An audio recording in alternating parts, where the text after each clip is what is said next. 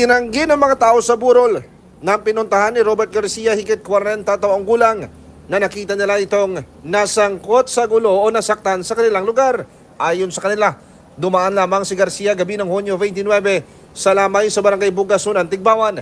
Ngunit kinabukasan Hunyo 30 bandang alas 8 ng umaga, natagpuan ng kanyang bangkay malapit sa isang sapa. Una siyang nagparinig sa isang lalaki na nakalitaw daw niya sa disco na nandoon din sa lamay malapit sa mga nagsusugal.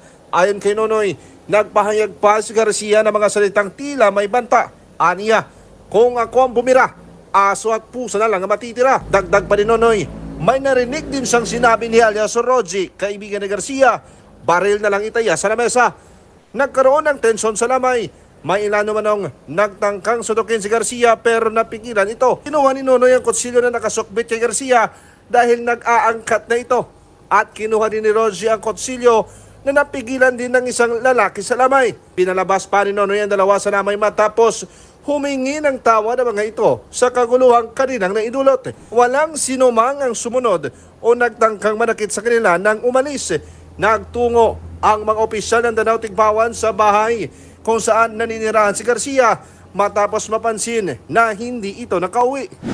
At mga K5 sa ngayon, patuloy pa ang investigasyon sa pagkamatay ni Robert Garcia. Wala pang malinaw na motibo at suspect pero tinututukan ito ng mga otoridad. Para sa Network News, mula dito sa Tigbawan, Iloilo, ako naman si K5 Aaron Refoyo para sa Kampiyon na Balita, serbisyo publiko at kasiyahan sa bawat Pilipino. K5 News FM. Ang ining balita ang ginadulong sa inyo sang DTX Coffee Mix. Himo sa natural nga sangka pareho sang amarkuso, chia seeds, sugared cane extract powder. DTX Coffee Mix. Nakakapi ka na, naka-detox ka pa. DTX Coffee Mix. Mabakal sa mga butika.